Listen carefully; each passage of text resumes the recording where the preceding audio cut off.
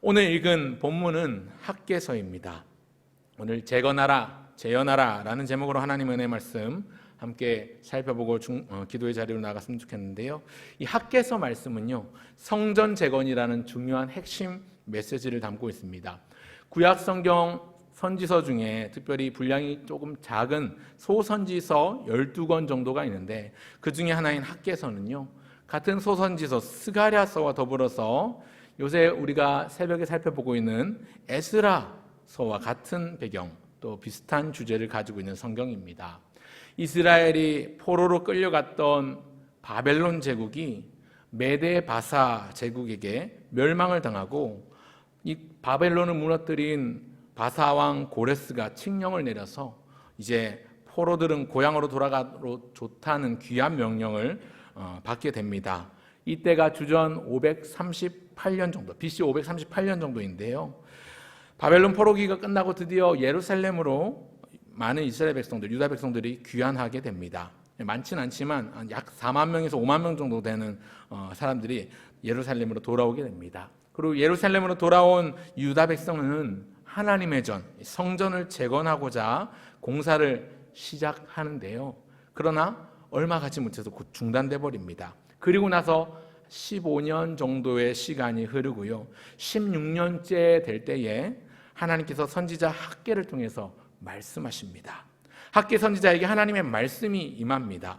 오늘 저는 학개서 1장 본문 전체를 통해서 오늘 이 시대에 우리에게 주시는 하나님의 말씀이 무엇인지 함께 나누고자 합니다. 그것이 무엇인가? 첫째, 여호와의 말씀이 임하니라. 한번 따라 하실까요? 여호와의 말씀이 임하니라. 여호와의 말씀이 임하니라. 첫 번째 메시지는 여호와의 말씀이 임하였습니다. 언제냐면 육하 원칙에 따라서 1장 1절을 보면 다리오 왕 2년 6째 달 초하루에 선지자 학개를 통해서 여호와의 말씀이 임합니다. 이 고레스 왕의 칙령을 받고 예루살렘으로 돌아온 지 약 15년 정도가 지난 시점입니다. 본문 1절은 이 여호와의 말씀이 누구에게 임했는지 구체적으로 또 정확하게 짚어주고 있습니다. 1절을 보시면 제가 읽겠습니다. 다리오 왕 제2년 6째 달 곧 그 달 초하루에 여호와의 말씀이 선지자 학개로 말미암아 스알디엘의 아들 유다 총독 스룹바벨과 여호사닥의 아들 대제사장 여호수아에게 임하니라 이르시되, 이렇게 되고 있는데요.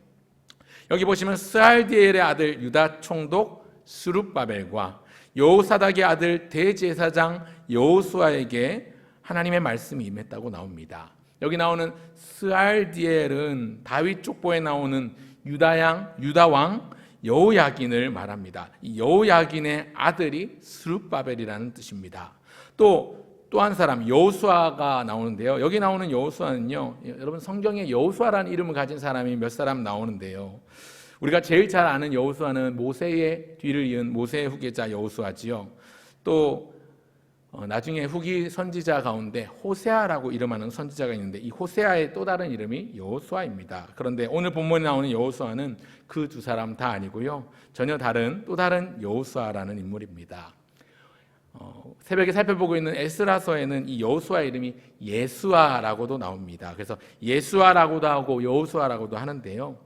오늘 본문에 나오는 이 1장 1절에 등장하는 여호와의 말씀이 임했을 때 그 말씀을 받았던 사람은 총독 스룹바벨과 대제사장 여호수아입니다.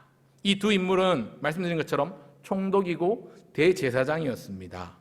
이 스룹바벨은 이 바사 고레스의 칙령을 받아서 백성들의 예루살렘 귀환을 이끌었던 정치적인 지도자, 총독의 이 역할을 하고 있고요. 총독이라고 분명히 본문이 직분을 언급하고 있고요. 또 이 백성들의 종교적인 부분, 특별히 정서적인 부분, 정신적인 부분을 책임지던 대제사장이 여호수아입니다. 그래서 대제사장 여호수아, 또 유다 총독 스룹바벨이라고 직분을 언급하고 있습니다. 에스라서와는 조금 구분되는 부분인데요. 여러분, 하나님께서 새로운 일을 이루어 가시기 위해서 그때 당시 지도자들에게 먼저 말씀을 주셨습니다. 이들에게 말씀이 먼저 임했습니다.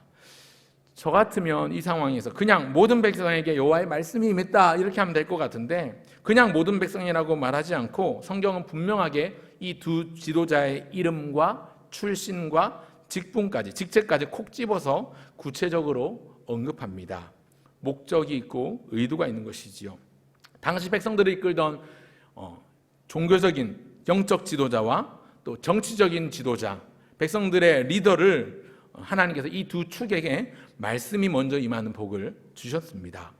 오늘날 우리 시대에도 하나님께서 놀라운 일들을 계획하시고 또 새로운 일들을 행하실 때에 특별히 하나님을 섬기는 지도자들에게 먼저 말씀이 임하는 은혜를 주신다고 믿습니다. 특별히 목회자들뿐만 아니라 교회 또 장로님, 권사님, 안수집사님, 또 구역장, 권찰들, 또 교회 학교를 담당하고 있는 교사들, 또 각 기관 임원들, 이런 분들 말고도 교회에서 주도적인 역할을 담당하시는 사람에게 하나님은 먼저 말씀이 임하는 복을 주신다고 믿습니다. 그 하나님의 음성을 듣는 귀를 가지고 또 주의 영광을 바라보는 영안을 뜨는 저와 여러분 모두가 되시면 좋겠고요. 특별히 수요 예배나 금요 예배 또 새벽 예배 나오실 정도 되면 우리 교회 핵심 멤버라는 소리입니다. 우리 교회 핵심 멤버입니다. 그래서 이 시간 한번 전후 좌우에 계신 분들께 한번 인사하시고 축복하시면 좋겠습니다. 당신이 우리 교회 리더입니다. 그렇게 한번 인사하시면 좋겠습니다. 당신이 우리 교회 리더입니다. 사랑하는 성도 여러분, 오늘 본문에서 유다 총독 스룹바벨과 대제사장 여호수아에게 여호와의 말씀이 임한 것처럼 오늘 이 자리에 나오신 여러분에게 하나님의 말씀이 먼저 임하는 축복을 누리시는 저와 여러분 모두가 되시기를 간절히 소원합니다. 아멘. 여러분, 그런가 하면 그렇게 지도자들에게 먼저 말씀이 임했는데요, 그 말씀의 내용이 무엇인가 살펴보기를 원합니다. 둘째, 자기 행위를 살필지니라입니다. 한번 따라 하실까요? 자기 행위를 살필지니라. 여러분, 하나님께서 이 유다 총독 스룹바벨과 대제사장 여호수아에게 주신 핵심 메시지는 뭐냐면 자기 행위를 살필지니라입니다. 이 두 사람을 통해서 백성들에게 대언하기를 자기 행위를 살필지니라 말씀하십니다. 이 포로기를 마치고 예루살렘으로 돌아온 백성들은요, 하나님의 집에 해당하는 성전을 건축하려고 했습니다. 서론에서 말씀했습니다만 그렇지만 곧 중단되고 맙니다. 왜냐하면 큰 방해를 만났기 때문입니다.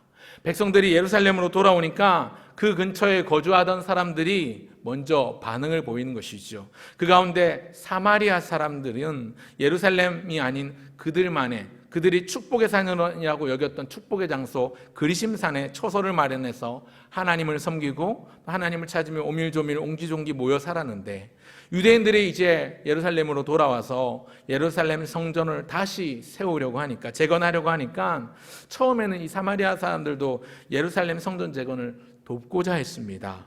하지만 이 돌아온 유대인들이요, 여러 가지 이유로 이 사마리아인들을 좋아하지 않습니다. 사마리아인들은요, 이방 민족들과 통혼을 하기도 했고요. 그러다 보니까 순수한 유대인의 혈통도 아니고요.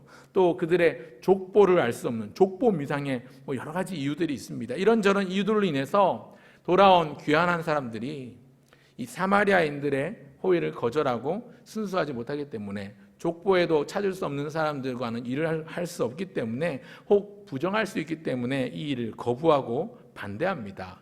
그러니까 사마리아 사람들 입장에서는 거부를 당했지 않습니까? 기분이 나쁜 겁니다. 그러니까 적대적으로 태도를 바꿉니다. 어떤 말들을 하냐면 저들이 성전을 세우고 도시를 다시 일으킨다. 유다 사람들이 지금은 그렇지만 나중엔 세금도 안 내고 혹여 군대를 일으킬 수도 있다, 이런 소문을 내는 것이지요. 그리고 주변에 있는 다른 인접한 지역에도 많은 사람들이 그런 소문들을 듣고 이제 소문이 도니까 이 바사 왕에게조차 이제 이 상소와 내용이 올라가는 겁니다. 바사 다리오 왕이 이런 보고를 받을 당시만 하더라도 이 바사가 메데라는 나라와 연합국이었는데 나중에 하나로 통합이 되는 이제 다리오 왕 전에 캄비세스라는 왕이 있었는데 그때 이제 통합이 됩니다. 근데 이 통합이 되는 과정에서 후유증으로 경제적으로 굉장히 큰 손실을 입고 또 정치적으로도 여러 가지 어려운 시기를 보내고 있었는데, 다리오 왕이 그런 시기를 보내고 있었는데 마침 예루살렘으로 돌려보냈던 그 포로 귀환자들, 이 유대인들이 낌새가 수상하다는 소문이 자꾸만 여기저기서 올라오니까 모든 공사를 스톱시킵니다. 그래서 성전 재건 공사가 중단됩니다. 그리고 나서 시간이 흐르기를 15년, 16년 흐르는 거지요. 사람들은 성전 재건에 대한 의지가 사라졌습니다. 오늘 본문 2절에 보시면요, 2절에 보시면 뭐라고 말씀하냐면 백성들이 말하기를 여호와의 전을 건축할 시기가 이르지 아니하였다, 이렇게 말씀합니다. 이 백성이 말하기를 여호와의 전을 건축할 시기가 아직 이르지 아니하였다라고 말하는 겁니다. 이 성전 재건 공사가 중단된 것은 사람들의 방해 때문에, 사마리아 사람들의 방해 때문에, 또 인접한 지역에 있는 방해꾼들 때문에 바사 왕이 중단 명령을 내려서 중단이 된 이유도 크지만, 당시 예루살렘을 중심으로 한 이 이스라엘 전체, 유다 전 지역에는요 극심한 기근과 가뭄이 있었습니다. 그러다 보니까 성전 재건을 중단한 지 꽤 되었고, 또 성전 재건 안 해도 지금 당장 먹고 살기도 힘들고 바쁘니까 꼭 성전 재건을 다시 해야 하나, 이런 안이한 생각들이 찾아온 겁니다. 그래서 2절에 보니까 여호와의 전을 건축할 시기가 아직 이르지 아니하였다 말하는 겁니다. 사랑하는 여러분, 그런데요, 누구라도 이런 마음, 이런 상태일 수 있습니다. 우리도 그럴 수 있습니다. 예전엔 신앙생활 열심히 하고요, 열심히 하나님을 섬기고 봉사도 했는데 혹여 어느 순간 사업상의 이유로, 건강상의 문제로, 혹은 자녀 교육을 빌미로 주일 성수가 제대로 되지 않을 수 있습니다. 그 당시에는 충분한 이유가 될 법합니다. 요새 너무 힘들어서 어쩔 수가 없습니다.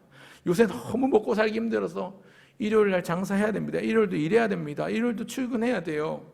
요새 너무 바빠서 어렵습니다. 이런 이야기들, 이런 핑계들을 대죠. 또 지난 2년 동안 우리는 코로나 팬데믹 기간을 지나면서 어떤 제약들이 있었습니까? 사람 많은 곳에 가면 위험하니까 교회 오지 않고 예배를 멈출 수도 있었습니다. 정부에서 집합 제한을 하니까, 나라에서 지금 거리 두기를 하고 있으니까 교회 안 오는 거죠. 코로나 걸리면 어떡합니까? 조심해야죠. 그때 당시에는 타당하고 충분한 이유가 될 것 같이 말하는데요, 시간이 흐르고 상황이 끝나고 거리 두기 제한이 풀려도 돌아오지 않는 경우들이 가끔 있습니다. 아직은 때가 아니라고 여깁니다. 여러분, 제가 신방할 때 전화로 장기 결석자들은 이제 찾아가도 못 만나기 때문에 전화를 자주 합니다. 전화를 자주 해도 잘 받지 않아요. 근데 그러다가 갑자기 가끔씩 연결되는 장기 결석자들 전화 통화하다 보면요, 어떤 얘기를 하냐면요, 목사님, 교회 나간 지 너무 오래돼가지고 너무 오래 쉬어서 민망해서 미안해서 못 가겠어요, 이런 이야기들을 합니다. 이게 우리의 현실인 것이지요. 여러분, 예전에 제가 섬기던 교회에 열심히 많던 여집사님이 계십니다. 교사도 하시고 찬양대도 하시고 여러 가지 봉사를 하셨던 여자 집사님 계시는데, 한날은 제가 빠지셔서 전화 드렸더니, 목사님, 올해 우리 애가 고3이에요. 당분간 못 갑니다, 이렇게 하고 끊더라고요. 교사도 열심히 하시고 찬양대도 열심히 하시던 분인데 애가 고3이라고 뒷바라지해야 되니까 자기도 교회 오기 힘들고 예배만 그냥 드리고 예배만 보고 가겠다, 이렇게 말씀하시면서 애는 교회에 보이지도 않고요. 그러면서 그 집사님도 하나 둘씩 이제 주일날 점점 이게 징검다리 퐁당퐁당 빠지더니 나중엔 안 보이시더라고요. 그리고 1년이 지났습니다. 고3이던 아이는 시험을 쳤겠죠. 1년이 지나고 고3이 끝났습니다. 그런데 회복이 안 되는 거예요. 여전히 그 가족들은 교회에서 찾아볼 수가 없는 겁니다. 어떻게 됐을까요?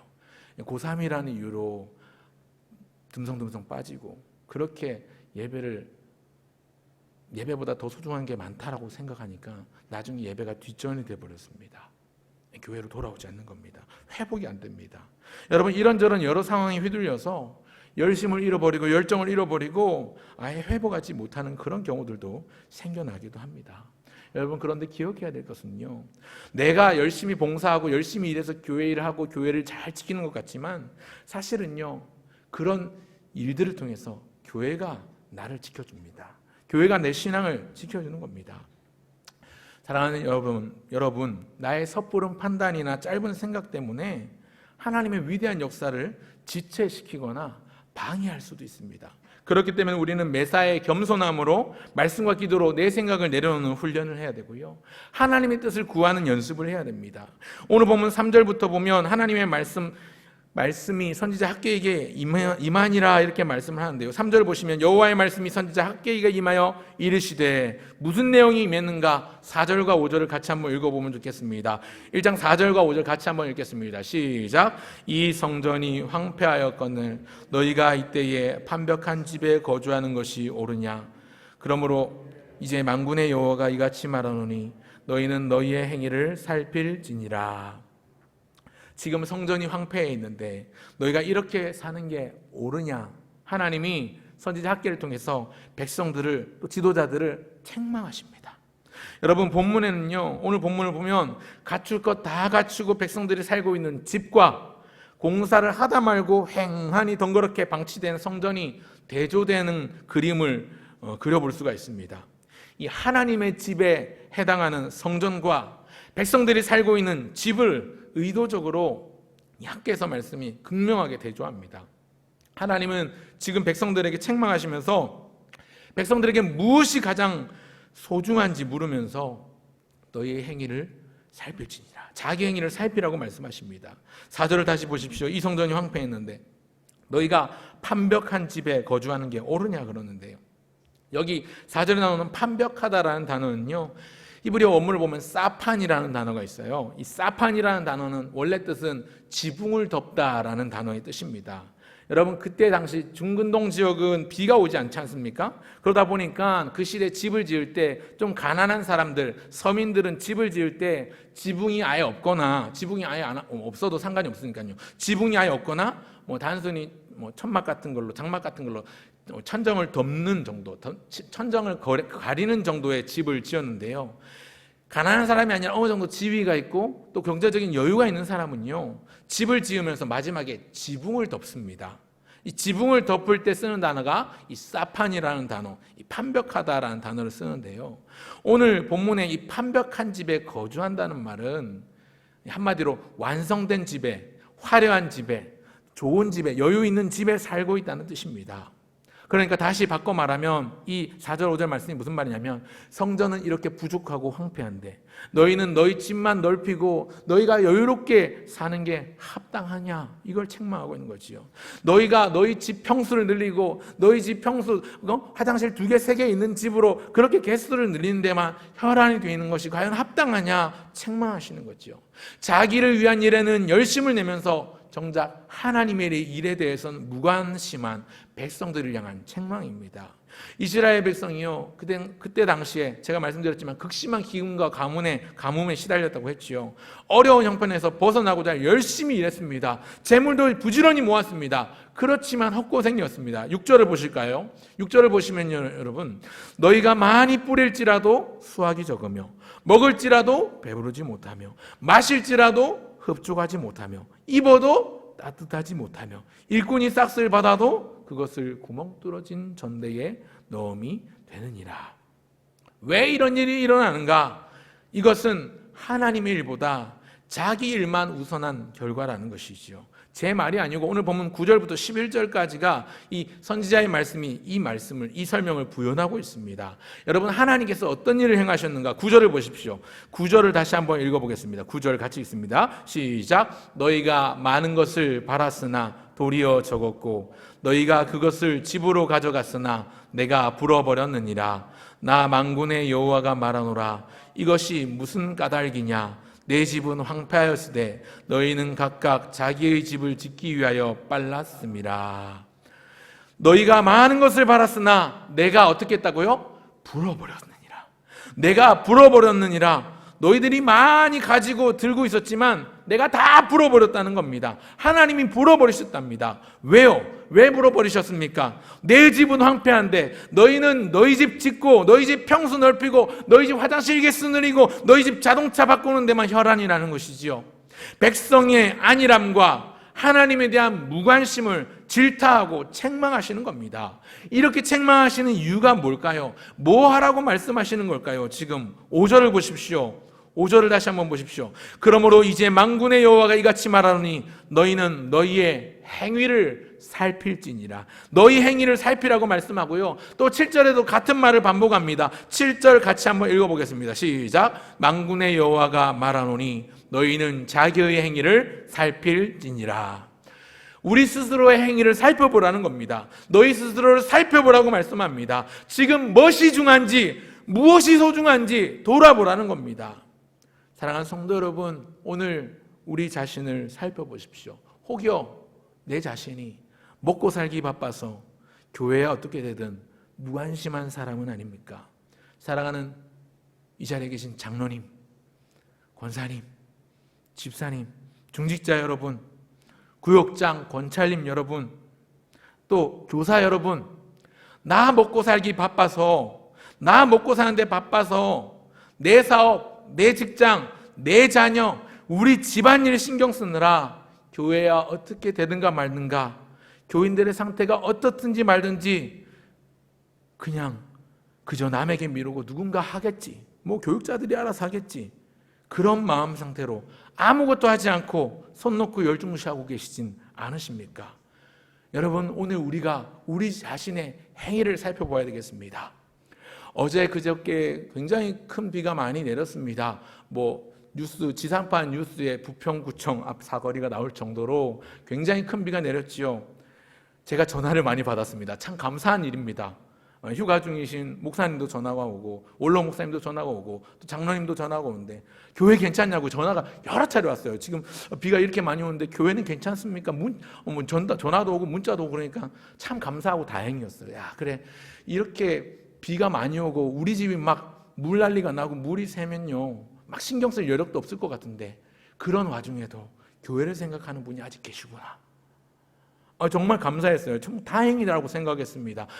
목사님 교회 괜찮은지 한번 가보셔요. 좀 가까우니까 좀 가서 한번 창문 열려 있으면 좀 닫으시고, 혹시 물 새는 데 있으면 좀 받아 놓으시고, 이렇게 단둘이 좀 쳐주십시오. 제가 참 다행이었습니다. 교회 나와서 저녁에 왔는데 보니까 이미 제가 오기 전에 다른 분들도 몇 분이 또 다녀가셨어요. 교회를 생각하는 마음으로 교회 단둘이 치러 나오셨더라고요. 참 다행이라는 생각이 들었습니다.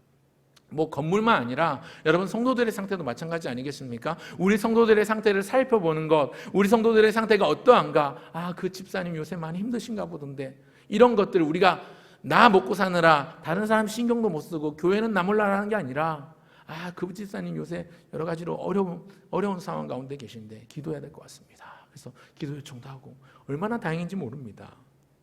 여러분, 하나님의 백성은요, 내 유익보다 먼저 구해야 될 것이 있습니다. 그것이 무엇입니까? 하나님 나라와 하나님의 의, 하나님의 뜻입니다. 그것을 먼저 구해야 하는 것이죠. 우리 예수님께서 상산수훈에서 가르쳐 주신 가장 핵심적인 교훈이 무엇입니까? 무엇을 먹을지, 무엇을 마실지, 무엇을 입을지 염려하는 자들에게 이것들은 다 이방인들이 구하는 것이다. 그러므로 너희는 먼저 구할 것이 있다 말씀하시면서 뭐라고 말씀하셨습니까? 그런즉 너희는 먼저 그의 나라와 그의 의를 구하라. 그리하면 이 모든 것을 너희에게 더하시리라 약속하시고 말씀하셨습니다. 하나님의 나라를 구하고 하나님의 뜻을 구하고 하나님의 의를 구하면 그럴 때 비로소 우리에게 필요한 모든 것도 하나님이 공급하시겠다 약속하십니다. 나보다 하나님이 우선입니다. 나를 비우고 하나님으로 채워야 합니다. 하나님을 내 삶의 중심에 모시고 사는 삶이 하나님의 백성의 삶이요, 예수 믿는 예수쟁이, 예수님의 제자로서의 삶입니다. 나 중심이 아니라 하나님 중심으로, 내 생각, 내 위주의 결정이 아니라 철저히 하나님의 말씀이 지시하고 말씀이 가르치는 그곳으로 선택해야 하는 것이지요. 오늘 본문에서 선지자 학기를 통해서 말씀하시는 메시지는 성전을 재건하라는 겁니다. 여러분, 성전을 재건하라는 것은 하나님의 명령이고 하나님의 요구입니다. 그저 건물 하나 단순히 세우라는 얘기가 아니고요, 예배를 회복하라는 말씀입니다. 언제였는지조차 가물가물한 그 하나님의 임재와 그 감동을 다시 경험하고 다시 재현하라는 겁니다. 그래서 오늘 설교 제목을 재건하라, 재현하라라고 제가 붙여봤는데요. 여러분, 어려움이 몰아닥치고 내 신앙에 침체가 찾아올 때마다 나는 환경이나 상황을 탓하고 사람을 핑계대지 않습니까? 오늘 하나님 앞에서 먼저 우리 자신을 점검하며 나의 행위를 살피는 그런 시간이 되면 좋겠습니다. 너는 너희의 행위를 살필지니라, 너는 자기의 행위를 살필지니라. 이 말씀에 여러분 들을 귀 있는 분은 들으시기를 주의 이름으로 축원합니다. 아멘. 그러면 여러분, 그렇게 한 다음엔 하나님이 무슨 말씀을 하시는가? 셋째, 내가 너희와 함께 하노라 한번 따라할까요? 내가 너희와 함께 하노라. 여러분, 하나님을 경외하는 마음으로 그렇게 나 자신의 행위를 살피는 사람에게 하나님을 경외함으로 나아가면 하나님께서 주시는 약속이 있는데 그 약속이 이거예요. 내가 너희와 함께 하노라. 선지자 학계를 통해서 하신 하나님의 말씀을 들은 이 지도자와 백성들이 하나님을 경외하기 시작했습니다. 내 삶에 안주하면 안 되지. 소중한 것이 있지. 내가 잊고 있던 게 있었지. 드디어 생각하면서 하나님을 경외하기 시작했습니다. 그랬더니 선지자를 통해 선포된 말씀에 귀를 기울이고 마음에 새겨서 순종하기를 시작합니다. 본문 12절을 보십시오. 12절 같이 한번 읽어보겠습니다. 시작. 스알디엘의 아들 스룹바벨과 여호사닥의 아들 대제사장 여호수아와 남은 모든 백성이 그들의 하나님 여호와의 목소리와 선지자 학개의 말을 들었으니 이는 그들의 하나님 여호와께서 그를 보내셨습니다. 백성이 다 여호와를 경외하매. 아멘. 백성이 다 여호와를 경외하매. 백성이 다 여호와를 뭐 했다고요? 경외하매. 백성이 다 여호와를 경외하고 순종하기를 시작했습니다. 그랬더니 선지자를 통해서 또 지도자들과 백성들에게 어떤 약속을 주십니까? 내가 너희와 함께하노라. 이 약속을 주십니다. 13절을 읽겠습니다. 같이 읽습니다. 시작. 그때에 여호와의 사자 학개가 여호와의 위임을 받아 백성에게 말하여 이르되 여호와가 말하노니 내가 너희와 함께하노라 아니라. 아멘. 하나님이 무슨 약속을 주셨다고요? 내가 너희와 함께 하노라. 여러분, 하나님이 함께 하시겠다는 약속은요, 하나님이 그들의 힘이 되시겠다는 약속입니다. 그들의 능력이 되시겠다는 말씀입니다. 여러분, 하나님 함께 하시면 못할 것이 없지요. 믿으십니까? 아멘. 여러분, 기근과 가뭄 때문에 힘든 상황이었습니다. 그런데 그런 백성들에게 하나님을 경외하는 마음으로 나아갔더니 하나님이 약속을 주세요. 어떤 약속이요? 내가 너희와 함께 하노라. 하나님이 지금 기근과 가뭄 때문에 먹고 살기 힘들어도 하나님이 함께 하시겠다고 합니다. 힘겨운 성전 재건도 이제 너희들이 시작하면 하나님이 함께 하기 때문에, 내가 함께 할 것이기 때문에 반드시 이룰 수 있다, 힘을 주시는 거죠. 학개 선지자를 통해서 주신 책망의 말씀을 듣고 백성들이 경외함으로 나아갔더니, 순종하기 시작했더니 하나님은 그들을 응원하시고 마음에 감동을 주십니다. 하나님께 감동을 받은 백성들이 이제 다시 팔을 걷어붙이고 다시 팔을 걷어 올리고 성전 재건 공사를 시작하고자 성전처로 나아갑니다. 14절 같이 한번 보겠습니다. 14절 같이 읽겠습니다. 시작. 여호와께서 스알디엘의 아들 유다 총독 스룹바벨의 마음과 모든 백성의 마음을 감동시키매 그들이 와서 만군의 여호와 그들의 하나님의 전 공사를 하였으니. 여러분, 하나님께서 누구를 감동시키셨다고요? 유다 총독 지도자 스룹바벨의 마음과 영적인 지도자 대제사장 여호수아의 마음과 뿐만이 아닙니다. 남은 모든 백성의 마음에 감동을 주셔요. 하나님의 영을 부으신 거죠. 그래서 그들이 와서 만군의 여호와 그들의 하나님의 전공사를 시작합니다. 다시 시작합니다. 하나님은요, 스룹바벨의 마음, 여호수아의 마음, 그리고 남은 모든 백성의 마음을 감동케 하십니다. 그래서 그들이 다시 팔 걷어붙이고 힘들지만 어렵지만 하나님의 전공사를 다시 시작하게끔 하십니다. 사랑하는 성도 여러분, 우리 하나님의 말씀을 듣고 하나님을 경외함으로 나아가면 하나님 우리에게 약속을 주실 뿐만 아니라 내가 너희와 함께 하노라 약속을 주실 뿐만 아니라 실제로 우리와 함께 하시는 줄 믿습니다. 뿐만 아니라 순종할 힘도 주세요. 힘들고 어려운 형편 가운데서 기꺼이 순종할 수 있는 힘과 능력도 주실 줄 믿습니다. 여러분, 하나님께서 유다 백성들의 마음을 흥분시켜주고 계세요. 15년, 16년 동안 잊고 지냈던 하나님의 일, 여호와의 성전을 재건하는 일, 예배를 회복하는 일에 불을 붙여주신 거예요. 다 식어진, 그래도 죄밖에 안 남은 것 같았는데 그 속에 불씨가 남아있던 것이죠. 하나님의 선지자를 통해서 말씀을 주시니까 기름을 붓고 부채질을 하면서 다시 불이 타오르기 시작합니다. 그렇게 성전 재건 공사가 다시 시작됩니다. 여러분, 성경을 보면요, 하나님의 이름이 언급되는 순간마다 그때그때 지닌 하나님의 속성과 특징이 잘 나타납니다. 여러분, 우리가 보통 기도할 때 습관적으로 내가 좋아하는 하나님, 내가 습관적으로 자주 부르는 하나님의 이름이 있죠. 예를 들면 거룩하신 하나님 감사합니다, 아니면 좋으신 하나님 감사합니다, 이렇게 기도를 시작하잖아요. 각각 사람마다 다 달라요. 그 하나님의 속성, 그 하나님의 성격이 다릅니다. 내가 좋아하고 내가 붙드는 하나님의 특징이 있습니다. 강조하는 특징이 있습니다. 여러분, 그런데요, 학개서를 읽다 보면 1장 2장을 쭉 읽다 보면 학개서에 유독 자주 등장하는 하나님의 이름이 있습니다. 그게 뭐냐면요, 만군의 여호와입니다. 만군의 여호와. 예. 만군의 여호와. 학개서에 나타난 하나님의 이름은 만군의 여호와, 야훼 체바오트라는 히브리어인데, 여러분, 지금 화면 나온 그림 중에 그림 보면 무슨 사건이 연상되십니까? 한 사람은 그림 실루엣이 보이죠? 하나는 창과 방패를 들고 있는 거인이 있고요, 또 한 사람은 돌팔매를 들고 있는 조그만 아이가 보입니다. 어떤 사건이 연상되십니까? 다윗. 그렇죠. 여러분, 이스라엘 백성들이, 하나님의 백성이 이방인들과 전쟁하거나 전투를 벌일 때 등장하는 때에 하나님의 이름이 만군의 여호와로 등장을 합니다.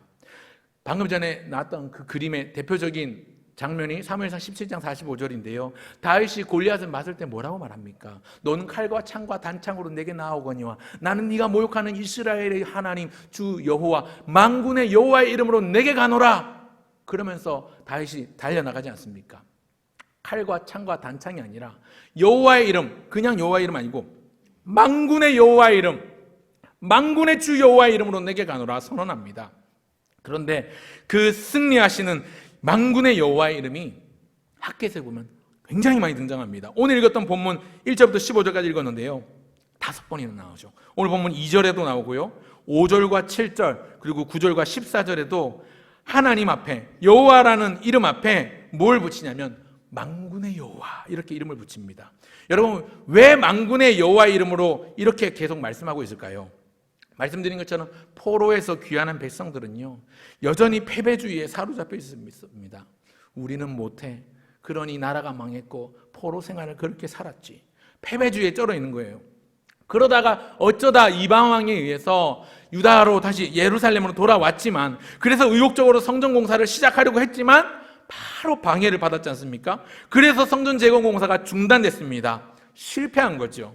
좌절감이 몰려옵니다. 실패감, 패배주의가 몰려온 겁니다. 속으로 생각했겠죠. 우리는 뭘 해도 안 되네, 여전히 힘드네, 이런 부정적인 생각들로 가득한데, 하나님께서 하나님의 사람 선지자 학개를 통해서 내가 너희와 함께 하시겠다고 말씀하시는데, 그 말씀하신 하나님이 어떤 하나님이냐? 만군의 여호와 하나님이시라는 사실입니다. 무슨 말이냐면 하나님의 백성들로 하여금 만군의 여호와, 승리하게 하겠다는 말입니다. 성전 재건을 반드시 이루시겠다. 이 성전 재건을 통해서 반드시 이 승리의 기쁨, 성취를 맛보게 하겠다는 의지가 담긴 하나님의 이름이 이 학개서에 자꾸 등장하는 겁니다. 그들의 하나님의 이름은 그냥 여호와 하나님 아니고 만군의 여호와 하나님입니다. 그렇기 때문에 성전 재건 공사를 시작하지만 결국 이 성전 재건 공사를 하나님이 이기게 하시고 승리케 하시고 완성하시고 이루시고자 만군의 여호와가 이르노라 말씀하고 있는 것입니다. 사랑하는 성도 여러분, 성전을 재건하는 것은 예배를 회복하는 것입니다. 우리가 하나님을 경외하는 마음으로 순종의 자리로 나아가면 예배는 바로 세워지고요, 하나님의 은혜와 그 구원의 감격이 충만히 흘러넘칠 줄로 믿습니다. 왜 그렇습니까? 하나님께서 경외하는 마음에 하나님의 감동을 부어주십니다. 하나님의 영을 부어주십니다. 성령을 약속하십니다. 제 얘기가 아니고요, 성경에 나오는 사실이 그러합니다. 여러분, 이김과 부활이 되신 예수님의 승리를 생각해 보십시오. 사망과 죄의 권세를 짊어지고 십자가에 달리신 죽으신 그 예수님이 그대로 끝났습니까? 아니요. 3일의 시간이 지나고 약속대로 말씀하신 대로 그 죄와 사망의 권세를 이기고 살아나셔서 승리하셨습니다. 구약시대에 나타났던 만군의 여호와 승리하신 하나님이 신약시대 예수님이 부활 승리의 이름으로 죄와 사망의 권세를 깨뜨리시고 사단의 권세를 무너뜨리시고 그 발 앞에 사단의 머리가 박살나게 상하게 하시고 이겨내셨습니다. 그 예수님을 붙잡고 나아가면, 그 예수님을 우리가 바라보고 나아가면 오늘 우리 안에 잃어버렸던 감격들이 회복되고 우리 안에 사라졌던 그 감동들이 임하게 될 줄 믿습니다. 사랑하는 성도 여러분, 하나님을 경외함으로 그 말씀 앞에 순종하고자 우리 행위를 살피시기 바랍니다. 교회와 예배를 바로 세워서 하나님의 임재를 경험하고 성령의 감동케 하시는 성령의 충만한 은혜를 누리시는 저와 여러분 모두가 되시기를 주의 이름으로 축원합니다.